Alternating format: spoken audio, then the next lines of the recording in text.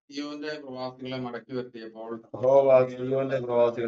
വരുത്തിയപ്പോൾ ഞങ്ങൾ സ്വപ്നം കാണുന്നവരെ പോലെയായിരുന്നു. അന്ന് ഞങ്ങളുടെ വായിൽ ചിരിയും ഞങ്ങളുടെ നാവിന്മേൽ ആർക്കും നിറഞ്ഞിരുന്നു. യഹോവ അവരിൽ വൻകാര്യങ്ങളെ ചെയ്തിരിക്കുന്നുവെന്ന് ജാതികളുടെ ഇടയിൽ അന്ന് പറഞ്ഞു. യഹോവ ഞങ്ങളിൽ വൻകാര്യങ്ങളെ ചെയ്തിരിക്കുന്നു. അതുകൊണ്ട് ഞങ്ങൾ സന്തോഷിക്കുന്നു. യഹോവയെ തെക്കേ നാട്ടിലെ തോടുകളെ പോലെ ഞങ്ങളുടെ പ്രവാസികളെ മടക്കി വരുത്തണമേ. കണ്ണുനീരോടെ വിതയ്ക്കുന്നവർ ആർപ്പോടെ കൊയ്യും. വിത്ത് ചുമന്ന് കരഞ്ഞ് വിതച്ചുകൊണ്ട് നടക്കുന്നു. കറ്റ ചുമന്ന് മാർത്തുകൊണ്ട് വരുന്നു. പ്രാർത്ഥിക്കാം. പരിശുദ്ധനായ ദൈവമേ, സ്വർഗ്ഗസ്ഥ പിതാവേ, ഞങ്ങൾ വായിച്ച സങ്കീർത്തനത്തിനായി സ്തോത്രം. ആരാധനയ്ക്ക് വേണ്ടി പ്രാർത്ഥിക്കുന്നു. ജനത്തെ എല്ലാവരെയും കർത്താവ് അനുഗ്രഹിക്കണം, ഉണർത്തണം, ദൈവാത്മാവിനെ ശക്തിപ്പെടുത്തണം. ദൈവമേ, കർത്താവിന്റെ നാമത്തെ ആരാധിച്ച് ഞങ്ങൾ സാക്ഷ്യം പ്രാപിപ്പാൻ ഇടവരുത്തുമാറാകണം. ദൈവസ്വവിഷയത്തിൽ ഇടപെടുമാറാകട്ടെ. അനുഗ്രഹിക്കണമേ. നമ്മൾക്കായി സ്തോത്രം. യേശുവിന്റെ നാമത്തിൽ തന്നെ ഇരിക്കാം. യേശുവേ, നിൻ പാദം കുമ്പിടുന്നേ. യേശുവേ, നിൻ പാദം കുമ്പിടുന്നേ. യേശുവേ, നിൻ പാദം കുമ്പിടുന്നേ. നിസ്തൂല സ്നേഹത്താലേ ക്രിസ്തുവേ എന്നെയും നീ, നിസ്തൂല സ്നേഹത്താലേ ക്രിസ്തുവേ എന്നെയും നീ, നിന്മകനാക്കുവാൻ തിന്മകൾ നീക്കുവാൻ പിന്മഹിമ വെടിഞ്ഞോ. ഹല്ലേലൂയ, ആമേൻ, ഹല്ലേലൂയ. യേശുവേ, നിൻ പാദം കുമ്പിടുന്നേ. യേശുവേ, നിൻ പാദം കുമ്പിടുന്നേ. യേശുവേ, നിൻ പാദം കുമ്പിടുന്നേ. കർത്താവിന്റെ പരിശുദ്ധ നാമത്തിന് മഹത്വം ഉണ്ടാകുമാറാകട്ടെ. ഇന്ന് ആരാധനയിൽ സംബന്ധിക്കുന്ന എല്ലാവർക്കും ക്രിസ്തുയേശുവിന്റെ നാമത്തിൽ സ്നേഹവന്ദനത്തെ അറിയിക്കുകയാണ്. കർത്താവ് നമ്മെ ഇത്രത്തോളം സഹായിച്ചു. കർത്താവിനെ ആരാധിക്കാനായിട്ട് കർത്താവ് നമ്മെ ഇന്ന് വീണ്ടും കർത്താവിന്റെ സന്നിധിയിൽ കൂട്ടുവരുത്തിയിരിക്കുന്ന സമയമാണ്. ദൈവത്തിന്റെ സന്നിധിയിൽ നമ്മൾ പഠിക്കുന്നതനുസരിച്ച് ശബത്ത് ദിവസത്തെ ആചരിക്കാൻ നോക്കണം. ശബത്തിനെ അശുദ്ധമാക്കരുത്. കാരണം ശബത്ത് എന്ന് പറയുന്നത് കർത്താവ് 6 ദിവസം കൊണ്ട് ഭൂമിയെ ലോകത്തെ സൃഷ്ടിച്ചതിന് ശേഷം 7-ാം ദിവസം സ്വസ്ഥമായിരുന്നു. ഇതുപോലെ തന്നെ ഈ ലോകത്തെ ദൈവം 6 ദിവസം കൊണ്ട് മനുഷ്യരെയും അവന്റെ പ്രവൃത്തികളെയും തികച്ചതിന് ശേഷം ഒരു സംവത്സരോ 1000 സംവത്സരം, അതായത് ഒരു ശബത്ത് അനുഭവം 6 ദിവസം സൃഷ്ടി നടത്തിയതിനു ശേഷം 7-ാം ദിവസം സ്വസ്ഥമായിരുന്നത് പോലെ ഭൂമി മുഴുവൻ മനുഷ്യരെ കൊണ്ടും അവന്റെ പ്രവൃത്തിയെ കൊണ്ടും കർത്താവ് നിറച്ചതിന് ശേഷം ഒരു സ്വസ്ഥതയുടെ അനുഭവം, അത് മനുഷ്യനും ദൈവവും എല്ലാവരും ഒരുമിച്ച് കൂടി സന്തോഷിച്ച് അനുഭവിക്കുന്ന ഒരു സമയമുണ്ട് എന്നുള്ളതിനെ കണ്ടുകൊണ്ട് ദൈവം കൊടുത്ത നിയമമാണ് ശബത്ത്. ശബത്ത് അങ്ങനെ ജാതികൾക്ക് കൊടുത്തിട്ടില്ല. അത് ദൈവത്തിന്റെ ജനമായ ഇസ്രായേലിന് മാത്രമേ കൊടുത്തു. തന്റെ വിശുദ്ധമായ ശബത്ത് അവർക്ക് കൊടുത്തു എന്നാണ്. അതിന്റെ മർമ്മം അറിയാവുന്നവൻ ശബത്തിൽ എന്തെങ്കിലും ചെയ്യാൻ സമയത്ത് ഭയപ്പെടും. കാരണം ശബത്തിന് അതിരാവിലെ എഴുന്നേറ്റ് സ്വന്തം കാര്യത്തിന് പോവുകയാണെങ്കിൽ അപ്പോൾ തന്നെ പരിശുദ്ധാത്മാവിനാൽ നിയന്ത്രിക്കപ്പെടുന്ന ഒരു വ്യക്തിയാണെങ്കിൽ ഭയപ്പെടും. അവന്റെ കാലടികൾ, അവന്റെ കൈകൾ, അവന്റെ ഹൃദയം, ഇതൊക്കെയും ഒന്ന് നിൽക്കും. എങ്ങോട്ടായി പോകുന്നത്? കാരണം ഇന്ന് ഞാൻ എൻ്റെ വഴിക്ക് പോയി കഴിഞ്ഞാൽ, ഇന്ന് ഞാൻ ശബത്തിനെ അപമാനിച്ചു കഴിഞ്ഞാൽ, നാളെ ശബത്തിലേക്ക് പ്രവേശിക്കേണ്ട ഒരു ദിവസമുണ്ട്. ആ പ്രവേശിക്കാനായിട്ട് ഞങ്ങൾ എല്ലാവരും ചെല്ലും. ആ സമയമാകുമ്പോഴേക്കും അതിന് അയോഗ്യനായി എണ്ണപ്പെടും. കാരണം ഇവൻ ശബത്ത് മാനിച്ചവനല്ല. ദൈവം അവന് കൊടുത്തിട്ട് അത് മാനിച്ചിട്ടില്ല എന്നുള്ള വാക്ക് വന്നാൽ അതിലേക്ക് പ്രവേശിക്കാൻ സാധിക്കില്ല. ഒരു രാജാവ് നീതിയോടെ വാഴും. ആ വാഴ്ചയിൽ കയറാൻ പറ്റില്ല. ഇതറിയാവുന്നവനാണ് ശബത്തിനെ. ഞായറാഴ്ച ആരാധന എന്ന് പറഞ്ഞാൽ അവന് വേറെ ഒന്നുമില്ല. അവൻ എന്തെല്ലാം അതിന് പ്രതിഫലം ഇത് കൂടാതെ കിട്ടിയോ, ലോകപ്രകാരം എന്തെല്ലാം മാന്യതകൾ ലഭിച്ചോ, അതൊന്നും വിഷയമല്ല. കാരണം കർത്താവിനെ മാനിക്കുന്ന ഒരു ശുശ്രൂഷ കൂടിയാണ് അത്. നാളെ കർത്താവ് തിരിച്ചു മാനിക്കുന്ന ദിവസം താൻ ലജ്ജിച്ചു പോകാതിരിക്കാൻ ആരാധനയുടെ ദിവസം അവൻ ഏറ്റവും ശ്രദ്ധയോടുകൂടി ദൈവത്തെ ആരാധിക്കാനായിട്ട് അവൻ സമർപ്പിക്കപ്പെട്ടിരിക്കും. അപ്പോൾ അടുത്ത വിഷയത്തിൽ നമ്മൾ ചിന്തിക്കുന്നത്, ഇത് ഞായറാഴ്ചയല്ലല്ലോ. ശബത്ത് ദിവസം എന്ന് പറയുന്നത് ആഴ്ചവട്ടത്തിലെ അവസാന ദിവസം. 6 ദിവസം വേല ചെയ്തതിനു ശേഷം 7-ാം ദിവസം സ്വസ്ഥമായിരിക്കാനാണ് അത് കർത്താവ് നമ്മളോട് പറഞ്ഞിരിക്കുന്നത്. മനുഷ്യപുത്രൻ ശബത്തിനും കർത്താവാണ്. വന്നതിന് ശേഷം വരാനിരിക്കുന്നവരുടെ നിഴലാണ് ശബത്ത്, പെരുന്നാളുകൾ, പെരുന്നാളുകൾ, സമാഗമ കൂടാരം, അതിലുള്ള ചട്ടങ്ങൾ, അതിൽ കഴിക്കാവുന്ന ഭക്ഷണങ്ങൾ, കഴിക്കാൻ പാടില്ലാത്ത ഭക്ഷണങ്ങൾ, ഇങ്ങനെയുള്ള കാര്യങ്ങളെല്ലാം വരാനിരുന്നവയുടെ നിഴലാണ്. വരാനിരുന്നതെന്ന് പറഞ്ഞാൽ ക്രിസ്തുവാണ് വരാൻ. ക്രിസ്തുവും നാളെ ക്രിസ്തുവിന്റെ ഭരണവുമാണ് സാക്ഷാൽ വരാനിരിക്കുന്നത്. അതിലൊക്കെ നിഴലായിരുന്നു.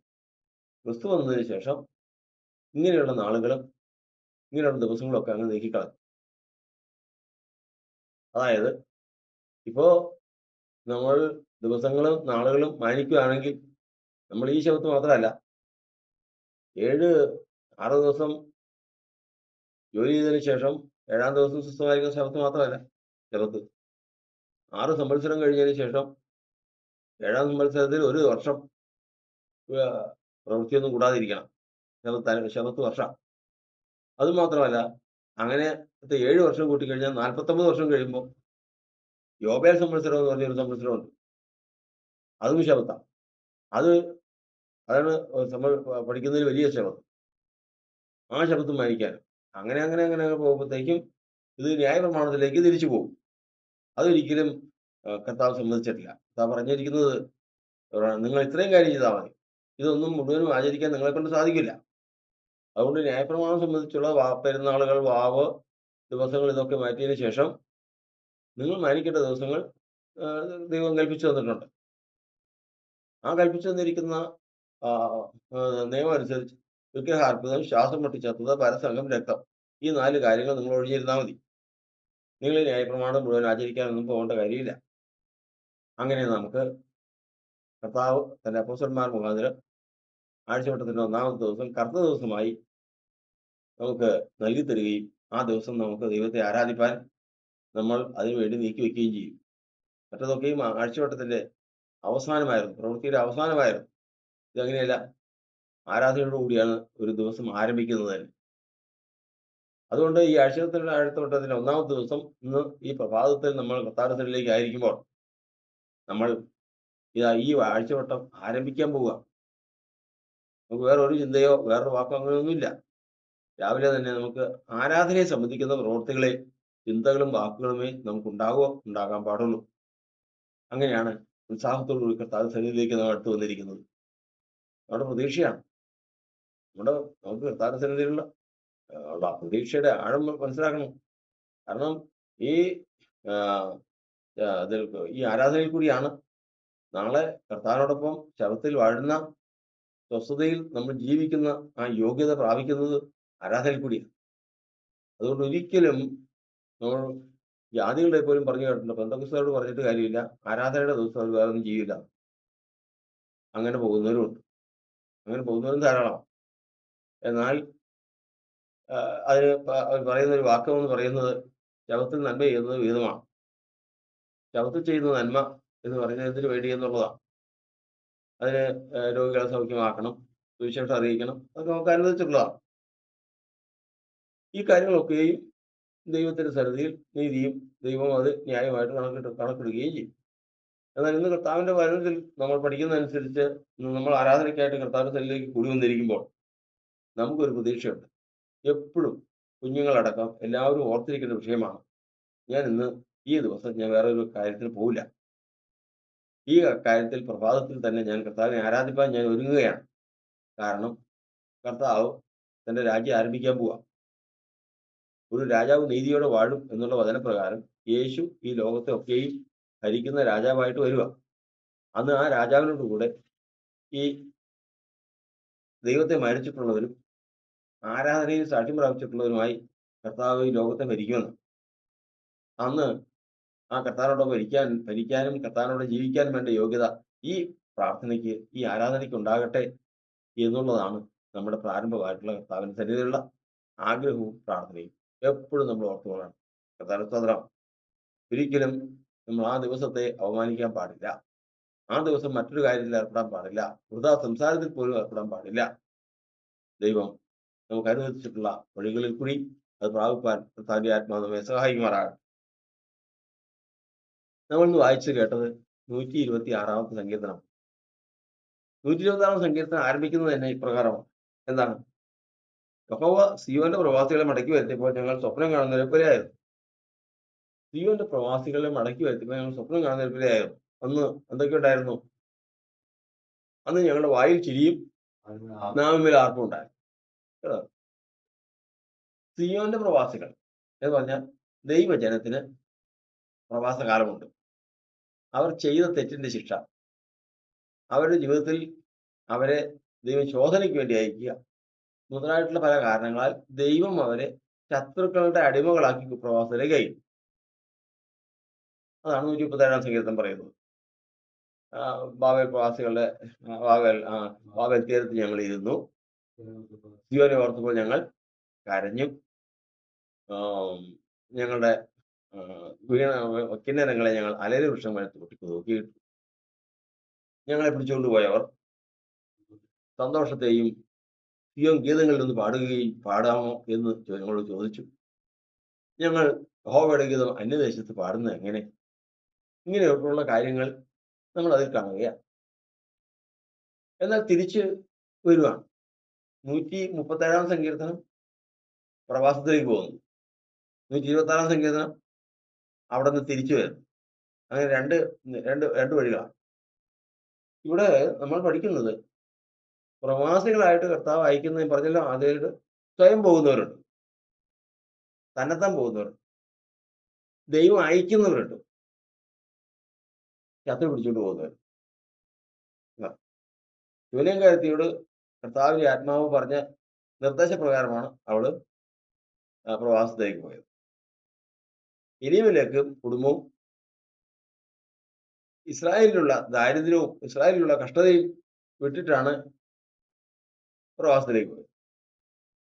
എന്നാൽ ബാബേൽ പ്രവാസത്തിലേക്ക് ഇസ്രായേൽ ജനം കടന്നുപോയത് ദൈവം അവരെ ശത്രുക്കൾക്ക് ഏൽപ്പിച്ചു കൊടുത്തു. അങ്ങനെയാണ് അവര് അന്യദേശത്തേക്ക് പോകാനിടയായത്. ഇവിടെ ദൈവത്തിന് വചനത്തിൽ പറഞ്ഞിരിക്കുന്നത് ഇവരെ കർത്താവ് മടക്കി വരും. ഇവരെ ഒരാളെ അല്ല, എല്ലാവരെയും മടക്കി വരുത്താൻ ആഗ്രഹം കർത്താവിനുണ്ട്. ഇവിടെ ഈ പ്രവാസത്തിലേക്ക് ദൈവത്തിന്റെ ജനത്തെ കടത്തി വിട്ടാ കഴിഞ്ഞാൽ അവരെ ഉപേക്ഷിച്ച് കളയല്ല അർത്ഥം. അവിടെ ചെന്നതിന് ശേഷം അവിടുത്തെ ജീവിതം എന്ന് പറയുന്നത് ഇവിടുത്തെ പോലെ ജീവിതമല്ല. ഇവിടെ ഞായറാഴ്ച തോറും അല്ലെങ്കിൽ ആഴ്ചവട്ടത്തിന് 1-ാം ദിവസം ശബത്തോറും പാട്ട് പാടണമെന്ന് പറഞ്ഞു കഴിഞ്ഞാൽ 100 കണക്കിന് ആളുകളാണ് പാട്ട് പാടുന്നത്. അത് ഇബ്രായ ഭാഷയിലും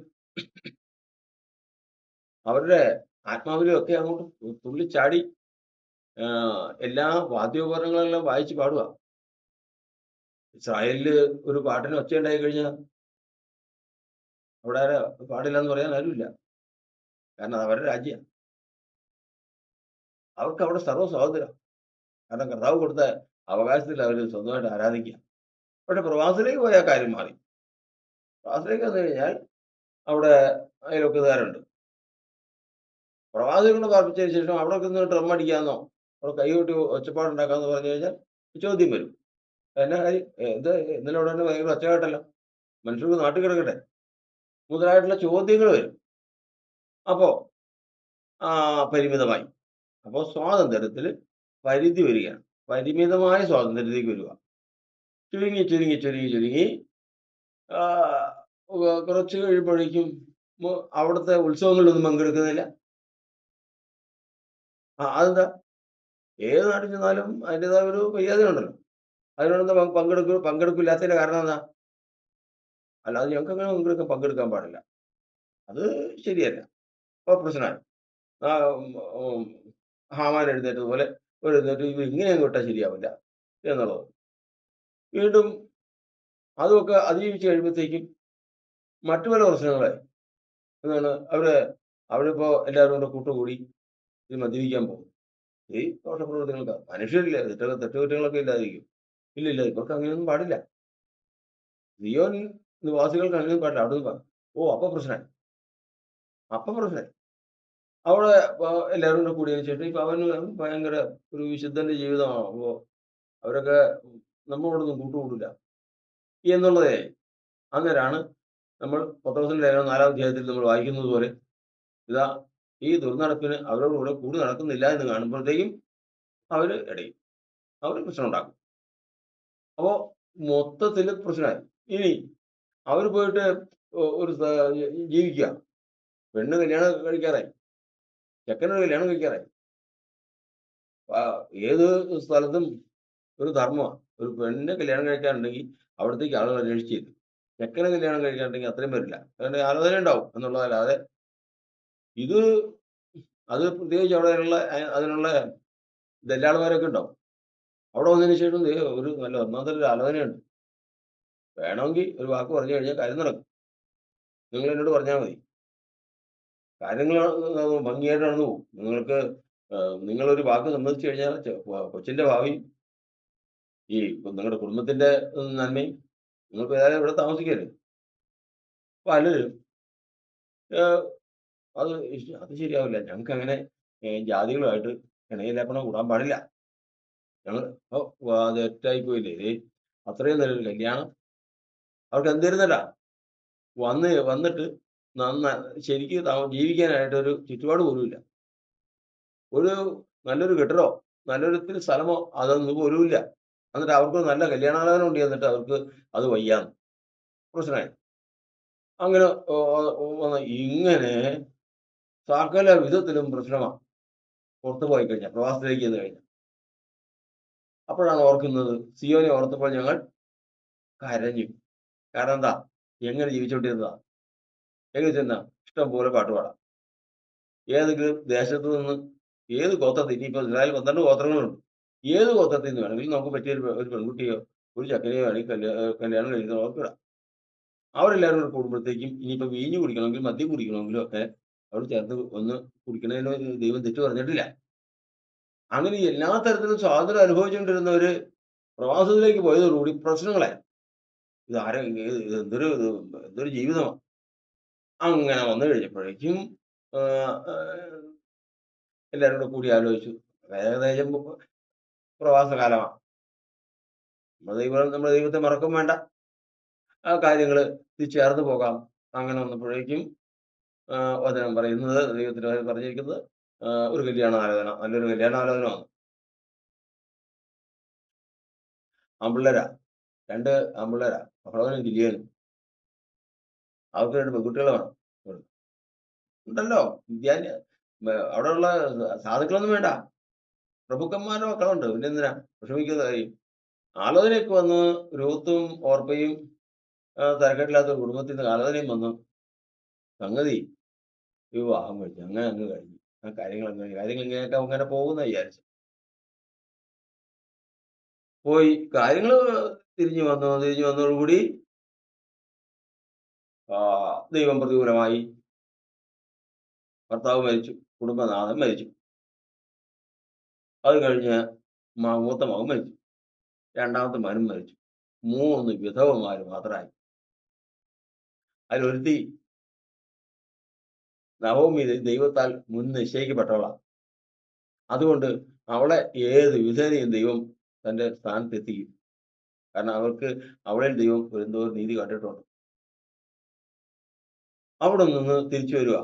പക്ഷെ ഇവിടെ നിന്ന് ഞങ്ങളൊരു കാര്യം മനസ്സിലാക്കുന്നത്, ഞങ്ങൾ മടങ്ങി വന്നപ്പോൾ ഞങ്ങളുടെ വായിൽ ചിരിയും നാവിന്മേൽ ആർപ്പും. വായിൽ ചിരിയും നാവിന്മേൽ ആർപ്പും ഇത് രണ്ടും ഇല്ല. ആർക്കില്ല? ഇത് രണ്ടും നവോമിക്കില്ല. കാരണം എന്താ? നിറഞ്ഞവളായി ഞാൻ പോയി, ഒഴിഞ്ഞവളായി കർത്താവിനെ മടക്കി വരുത്തി.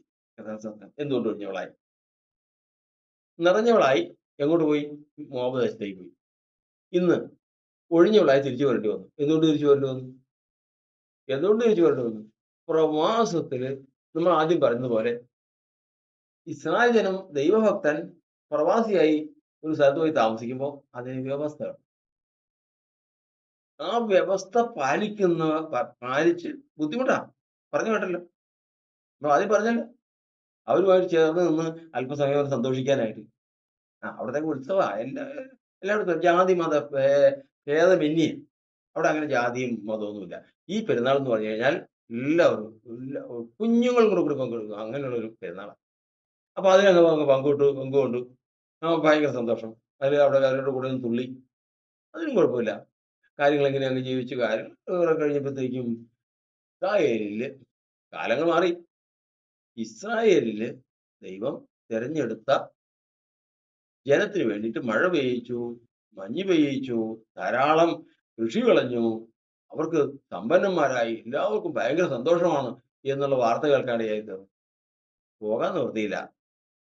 കാരണം പല പല കാരണങ്ങളാ. കാരണം ദേശത്തുനിന്ന് കല്യാണം കഴിച്ച് മക്കളുണ്ടായവരുണ്ട്. പുരോഹിതന്മാരെ കൂട്ടാന്ന് നോക്കണം, നെഹ്മ്യാന്റെ പുസ്തകം വായിച്ചു നോക്കണം. ദേശത്തുനിന്ന് കല്യാണം കഴിച്ച് കുഞ്ഞുങ്ങൾ പോലിട്ടുണ്ട്. ഇതുങ്ങളായിട്ട് വെച്ച് എങ്ങനെയാ പോകണം? ഇതുങ്ങളായിട്ട് കഴിഞ്ഞു കഴിഞ്ഞാൽ ബാക്കിയുള്ള എല്ലാവരും കൂടെ കൊല്ലും. ചോദിക്കൂലേ, ഇത് ഏതായി കൊച്ചു പിള്ളേരേതാ? അങ്ങനെ ഇനി വേറൊരു കൂട്ടര്, അതൊക്കെ കുടുംബമൊക്കെ ആയിട്ട് അവിടെ താമസിച്ചെങ്കിലും പിള്ളേർ പറഞ്ഞാൽ തിരിയണില്ല. പറഞ്ഞാൽ തിരിയണത് അസ്തോദ്യ ഭാഷയാ. ഇത് ഏത് ഭാഷ? എന്ത് ശ്രദ്ധിച്ച് നോക്കിയപ്പോഴത്തേക്കും അസ്തോദ്യ ഭാഷയാണ്. നിങ്ങൾക്ക് എബ്രായ ഭാഷ പറയടാ. എബ്രായ ഭാഷ പറയാൻ അറിഞ്ഞിട്ട് വേണ്ടേ? എബ്രായ ഭാഷ പറയാൻ അറിയാൻ പാടില്ല. ഇല്ലെങ്കിലും പറയാൻ അപ്പൊ പിന്നെ ബഹളായി, പ്രശ്നങ്ങളായി. പ്രധാന സ്ഥലത്ത് മറ്റൊരു കൂട്ടർ കല്യാണം കഴിച്ച് മക്കളുമായിട്ടുള്ളവരുണ്ട്. ഏത് അന്യാധികാരെ കല്യാണം കഴിച്ച് മക്കളുമായിട്ടുള്ളത്. ഈ മറ്റു ചിലര് അവിടെ ചെന്ന വഴി പ്രത്യേകിച്ച് പറഞ്ഞിരിക്കുന്ന അതൊക്കെ വിട്ടിട്ടതിന് ശേഷം കുറച്ച് 3-4 ഏക്കർ സ്ഥലം അങ്ങ് മേടിച്ച് കൃഷിയും കാര്യങ്ങളൊക്കെ ആയിട്ട് അവിടുത്തെ ഗൃഹസ്ഥനായ നാട്ടിലെ മാണിയെ ഇലക്ഷൻ നിൽക്കുന്നുണ്ട്. എന്ത് ചെയ്യും? അവിടെ ഇട്ടേച്ച് വരാൻ പറ്റും? അവിടുന്ന് ഇട്ടിട്ട് വരാൻ പറ്റൂല. പലരുമായിട്ട് വാക്കുകളും ഇതിലുമൊക്കെ ബന്ധിക്കപ്പെട്ട് കിടക്കുക. നിവർത്തിയില്ല വരാൻ. എന്നാൽ ഇങ്ങനെ പോയ വഴികളിലെല്ലാം ഉള്ളു പ്രയാസപ്പെട്ട് അവിടുത്തെ ജാതികളോട് അവരുടെ ഉത്സവങ്ങൾ നമ്മൾ പറഞ്ഞിട്ടുണ്ടല്ലോ. ജാതികളുടെ ഇടയിൽ ചെന്ന് പാർപ്പിച്ചു കഴിഞ്ഞാൽ അവർക്കൊരു ദൈവമുണ്ട്, അവർക്കൊരു ഉത്സവമുണ്ട്, അവർക്കൊരു വഴിപാടുണ്ട്, അവർക്കൊരു സ്വഭാവമുണ്ട്. വരുന്നില്ല. ഇങ്ങനെ ഈ ഇത്രയും കാര്യങ്ങൾ അവിടെ ഉണ്ട്. ഇതിലേതെങ്കിലും ഒന്ന് തൊട്ടു പോയിട്ടുണ്ടെങ്കിൽ തിരിച്ചു പിടിക്കുമ്പോൾ ചൂണ്ടൽ കൊളുത്തുന്ന പോലെ ഇരിക്കും. വരാൻ പറ്റില്ല. എവിടെയും പോകുന്നത്? ഇരുന്നാൾ നീ ഈ ലോകത്തിൽ ഈ ദേശത്തിന്റെ ആളായിട്ടല്ലേ ജീവിച്ചേ? വിട്ടുപോരാൻ പറ്റുന്നില്ല. എന്നാൽ അവിടെയും തങ്ങൾ അവിടെ ഒരു സ്ഥിരവാസികളല്ല. എന്തെല്ലാം പറഞ്ഞാലും യെരൂശലേമേ നിന്നെ ഞാൻ മറക്കുന്നുവെങ്കിൽ എൻ്റെ വലം കൈ മറന്നു പോകട്ടെ. യെരൂശലേമിൽ ഹൃദയം ഇരിക്കുന്നവരുണ്ട്. ദാനിയേൽ നോക്കുന്ന പോലെ കൊല്ലാൻ ഭാവിച്ചപ്പോഴും വിഗ്രഹത്തെ നമസ്കരിച്ചു കഴിഞ്ഞാൽ, രാജാവിനെ ആരാധിച്ചു കഴിഞ്ഞാൽ മര്യാദയ്ക്ക് ജീവിക്കാം. അവിടെ രാജപ്രൗഢിയിൽ ജീവിക്കാം. പക്ഷെ അത് വേണ്ടെന്ന് വെച്ച് യെരൂശലേമിലേക്ക് നോക്കി ജീവിച്ചതിന്റെ പേരിൽ പക്ഷെ പരീക്ഷ എല്ലാം കഴിഞ്ഞ് കർത്താവ് വേറെ നിർത്തി. തിരിച്ചു വരുക. ആരൊക്കെ തിരിച്ചു വരാന്നറിയാമോ? നവോമി തിരിച്ചു വരുക. പിന്നെ ആ നെഹമ്യാവിന്റെ പുസ്തകം ലിസ്റ്റ് വായിക്കുമ്പോൾ അറിയാം. യെരമ്യാവ് ദാനിയേല് തിരിച്ചു വരുക. എസ്ര തിരിച്ചു വരുക. പേര് കൂടി തിരിച്ചു വരുക. തിരിച്ചു വരുമ്പോ ഒരു കൂട്ടരുടെ വായിൽ മാത്രം എന്താ? ഒരു കൂട്ടരുടെ വായിൽ മാത്രം ചിരി, നാവിന്മേല് ആർപ്പ്. മറ്റുള്ളവർ വീട്ടിലോ തീർത്താൽ തീരാത്ത സങ്കടം. തീർത്താൽ തീരാത്ത സങ്കടം. കാരണം അങ്ങനെ വിട്ടുപോകുന്നത്. അവിടുന്ന് വിട്ടുപോകുന്നത് അങ്ങനെയാ. നാവിന്മേൽ ആർപ്പില്ല, വായിൽ ചിരിയില്ല. ദൈവത്തിന്റെ വചനം പറയുന്നത് എങ്ങനെ ദൈവിക വ്യവസ്ഥ നിലനിർത്തും? അവ ഇന്ന് പ്രവാസത്തിലേക്ക് അയച്ച ആള് തെറ്റുകാരനായോ? ഇല്ല. ഇത് ശത്രുവിന്റെ വാദമാണ്. ജാതികളുടെ ചെന്ന് കഴിഞ്ഞാൽ ഇവൻ ജാതികളെക്കാൾ കഷ്ടമായിട്ട് ജീവിക്കും എന്നുള്ളത് ശത്രുവിന്റെ വാദമാണ്. അവന്റെ ജീവിതത്തിൽ ഒരിക്കലും തൃപ്തിയില്ലാത്ത ഒരു അവസ്ഥയിലേക്ക് മാറുക. അതുകൊണ്ടാ സങ്കീർത്തനം പറയുന്നത്, യഹോവയിൽ തന്നെ രസിച്ചു കൊള്ളുക, യഹോവയിൽ ആശ്രയിച്ച് നന്മ ചെയ്യുക, ദേശത്ത് പാർത്ത് വിശ്വസ്തി ആചരിക്കുക, എന്നാൽ അവൻ നിന്റെ ഹൃദയത്തിലെ ആഗ്രഹങ്ങളെ നിനക്ക് തരും. ഹൃദയത്തിലെ ആഗ്രഹത്തെ കിട്ടിയാൽ അവന്റെ സന്തോഷം എന്നായിരിക്കും അറിയാം. അന്നേരം വരുന്നതായി ഈ പറയുന്ന കാര്യങ്ങൾ ഏതൊക്കെയാ? നാവിന് വായിൽ ചിരിയുമ്പോ നാവിന്മേൽ ആർക്കും ഇത് കിട്ടിക്കഴിയുമ്പോ അവൻ ലോകത്തെ എവിടെ താമസിച്ചിട്ടുണ്ടെങ്കിലും രാജാവിനെ മാത്രമേ നമസ്കരിക്കാവൂന്ന് പറഞ്ഞാൽ നമസ്കരിക്കണവർ നമസ്കരിച്ചോളൂ. എന്നെ അതിന് കിട്ടൂല. എന്റെ കിളിവാതിൽ എപ്പോഴും യെരൂശലേമിന് നേരെ തുറന്നിരിക്കും. എത്ര പ്രവാസത്തെ പോയാലും ഹൃദയം യെരൂശലേമിൽ ഇരിക്കുന്നവരുണ്ട്. അവരുടെ വരവാണ് ഇവിടെ എഴുതിയിരിക്കുന്നത്. നാവിന്മേൽ ആർപ്പ്, വായിൽ ചിരി. കർത്താവിന് സ്തോത്രം. കഷ്ടപ്പെട്ടതാ. എന്താണെന്നറിയാമോ? ഇന്ന് ഈ പ്രവാസം കഴിഞ്ഞ് തിരിച്ചു വരാൻ തക്കവണ്ണം യോഗ്യത അവർക്കുണ്ട്. ഇത്ര മാത്രം പോയ സ്ഥലങ്ങളിൽ അവരുമായിട്ട് കിടന്ന് ജാതികളെ പറയുന്ന പോലെ ചേരയെ തിന്നുന്ന നാട്ടിൽ ചെന്ന് കഴിഞ്ഞാൽ ചേരയുടെ നടുമുറി തിന്നണമെന്നൊക്കെ പറഞ്ഞ് നാട്ടുകാരുമായിട്ട് ബന്ധപ്പെട്ട് ലോക ജാതികളെക്കാൾ കഷ്ടമായിട്ട് ജീവിച്ചവരല്ല. പിന്നെയോ സകല വഴികളിലും വാക്കിലും പ്രവൃത്തിയിലും ചിന്തയിലും അനുഭവങ്ങളിലും എല്ലാം സൂക്ഷിച്ച് വേർപാടായിച്ച് നിന്നവര് ദൈവം മടക്കിക്കൊണ്ടുവരുമ്പോഴുള്ള ആർക്കും സന്തോഷമൊന്നും ഇവർക്കില്ല. നമ്മൾ ഇതിന്റെ പ്രത്യക്ഷ ഒരു ഉദാഹരണം കാണണമെങ്കിൽ ആ ഇസ്രായേലില് തിരിച്ചു വന്നവരുടെ ആ പ്ലെയിൻ ഒന്ന് എടുത്ത് നോക്കണം. നമ്മുടെ കൊച്ചിയിൽ നിന്ന് പോയിട്ടുണ്ട്. അവിടെ ചെന്ന് ഇറങ്ങിയപ്പോഴത്തേക്കും ഓരോ ഗോത്രങ്ങളിലേക്ക് ലിസ്റ്റായിട്ട് ഒരാളെ കയറ്റുക. കുറച്ച് പേര് കഴിഞ്ഞപ്പോഴത്തേക്കും അവർക്ക് ആർക്കും വേണ്ടാത്തതുപോലെ മാറ്റിയിട്ടിരിക്കുക. അതാണ് ഒരു കാരണം. അത് കണ്ടാൽ തന്നെ അറിയാം. അതിന്റെ കാരണം ഒരാളോട് ചോദിച്ചു, ഒരു യഹൂദനോട് ചോദിച്ചപ്പോൾ അയാൾ പറയാം, അത് പരദേശി യഹൂദൻ എന്ന് പറഞ്ഞാൽ ഒരു ദേശത്തേക്ക് കർത്താവ് കൊണ്ട് അയച്ചാലേ ആ ദേശത്ത് നിന്ന് അവരുമായിട്ട് കൂടിയേരിച്ചിട്ട് അവരിൽ മക്കളുണ്ടാവും. അവർ വന്നു കഴിഞ്ഞാൽ ഇവിടെ രണ്ടാം തരക്കാരാ. അവർക്ക് ഒരിക്കലും നാവിന്മേൽ ആർക്കും ഉണ്ടാവില്ല, വായിൽ ചിരി ഉണ്ടാവില്ല. കർത്താവ് ദൈവത്തിന്റെ വചനം പറയുന്നത്, ഇന്ന് നമ്മൾ ഏത് അവസ്ഥയിലായിരുന്നു എന്ന് ചിന്തിച്ചു വേണം. ഏത് അവസ്ഥയിലായിരുന്നാലും, ഇന്ന് നവമി ഇരിക്കുന്ന പോലെ ആയിരുന്നാലും, ദാനിയേൽ ഇരിക്കുന്ന പോലെ ആയിരുന്നാലും, എസ്രയും നെഹ്മ്യാവും ഇരിക്കുന്ന പോലെ ആയിരുന്നാലും, ഏത് പ്രവാസി ഇരിക്കുന്ന പോലെ ആയിരുന്നാലും നാം ആയിരുന്നാലും ഒരു കാര്യം ഓർത്തോളണം, നിശ്ചയം ഒരു ദിവസം കർത്താവ് വെച്ചിട്ടുണ്ട്. പ്രവാസികളെ മടക്കി വരുത്തുന്ന ഒരു ദിവസം, നമ്മെ സത്യസഭയിൽ യഥാസ്ഥാനപ്പെടുത്തി ഉറപ്പിച്ച് ശക്തീകരിക്കുന്ന ഒരു ദിവസമുണ്ട്. അന്ന് നമുക്ക് യാതൊരു പ്രതിബദ്ധതയില്ല, എങ്ങോട്ട് കർത്താവിനുമായിട്ടുള്ള ബന്ധത്തിലല്ലാതെ ഈ ലോകത്തിൽ ഒരു പ്രതിബദ്ധതയില്ല. അങ്ങനെ നമ്മുടെ വായിൽ ചിരിയും നാവിനുള്ള ആർപ്പുമായി നമ്മുടെ സഭയിൽ കർത്താവിനോടൊപ്പം ചേർന്ന് മുമ്പോട്ട് യാത്ര പോകുന്ന ആ ഉറപ്പുള്ള ഒരു ദിവസം കർത്താവ് നമുക്ക് വാഗ്ദത്തം ചെയ്തിരിക്കുന്നുവെന്ന് ഇന്ന് ദൈവത്തിന്റെ ആത്മാവിനോട് പറയാം. ദൈവത്തിനെ അനുഗ്രഹിക്കട്ടെ. മനസ്സിലായവർക്ക് അത് മനസ്സിലായി, അത് ഗ്രഹിച്ചവർക്ക് അത് ഗ്രഹിച്ചു. അതുകൊണ്ട് ശ്രദ്ധയോടുകൂടി കർത്താവിന്റെ സന്നിധിയിൽ നമ്മൾ ആയിരിക്കുന്ന സാഹചര്യത്തിൽ കുറ്റിയടിക്കാനല്ല, പിന്നെയോ എപ്പോഴും ഓർത്തു കൊള്ളണം, എപ്പോഴും എന്റെ തിരിച്ചു വരും യഥാസ്ഥാനം ഉണ്ട്. അത് ആ സമയത്ത് എൻ്റെ നാവിന്മേൽ ആർപ്പും വായിൽ ചിരിയും എനിക്ക് വാഗ്ദത്തം ചെയ്തിട്ടുണ്ട്. അത് ഞാൻ പ്രാപിക്കണമെങ്കിൽ ഞാൻ ജീവിക്കുന്ന ചില വ്യവസ്ഥകളുണ്ട്. പ്രധാന സ്തോത്രം. മറ്റൊരു വ്യവസ്ഥയിൽ ഞാൻ ഏർപ്പെടരുത്, മറ്റൊരു വ്യവസ്ഥയിൽ ഞാൻ ആയിപ്പോകരുത് എന്നുള്ള സമർപ്പണത്തോടെ ആയിരുന്നാൽ അന്ന് ദാനിയേൽ മടങ്ങിയതുപോലെ, എസ്രാ മടങ്ങിയതുപോലെ, അന്ന് ശ്രേഷ്ഠന്മാർ മടങ്ങിയതുപോലെ ഉത്സാഹങ്ങളതും വിട്ട് ആ യഥാസ്ഥാനത്തിലേക്ക് കടന്നു വരാൻ കർത്താവിനാൽ അനുഗ്രഹിക്കപ്പെടുവാനും മാനിക്കപ്പെടുവാനും ഇടവരുമെന്ന് അറിഞ്ഞ് നമ്മുടെ പ്രവാസകാലം ഭയത്തോടെ കഴിച്ചു കൊള്ളാം. ദൈവം നമ്മെ അനുഗ്രഹിക്കുമാറാകട്ടെ. പാപത്താൽ എന്നിൽ വന്ന ശാപക്കറകൾ നീക്കി, പാപത്താൽ എന്നിൽ വന്ന ശാപക്കറകൾ നീക്കി, നീതി വസ്ത്രം ആഭരണമായി നൽകും, ശോഭിത നീതി വസ്ത്രം ആഭരണമായി നൽകും.